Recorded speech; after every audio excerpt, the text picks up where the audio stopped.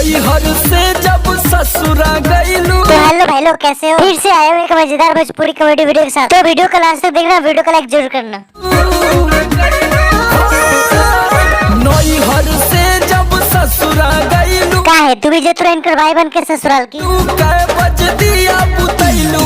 का है दिया में तोड़ तेल जरूरत रह? हतार संगे का कैलू। का है तोरा पता ना बा शादी के बाद की करल जाए? लाजो न लागे तो है पूछे में ओई सोन। तो अपन बॉयफ्रेंड के ज्यादा ही माथा पे चढ़ल रहता। कैसे बनम के कोरा सुतैलू। का है तू भी वैसे सुत भी एकरा लेके की? केवाड़ी में किली लगैलू। हतार संगे का कैलू।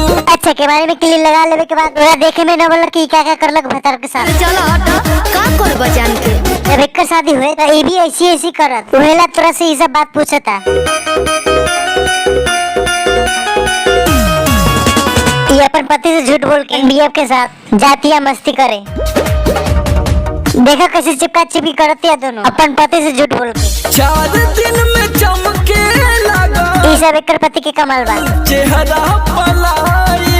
एक पति एकरा कुछ ज्यादा ही चुमा ले हुई। गीजर में सैया के न होई नीड नाई। तोरा खाली खेवे पीवे करलक कि तोरा कहियो निहेबो करलक?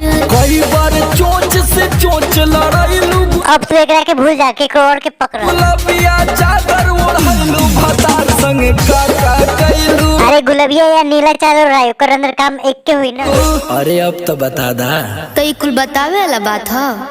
लेकिन एक बात बतावे वाला, अगर अभी तक हमारे चैनल को सब्सक्राइब न कर ले तो अभी सब्सक्राइब बटन दबा के सब्सक्राइब करो और बेल घंटी जरूर हिलाइए।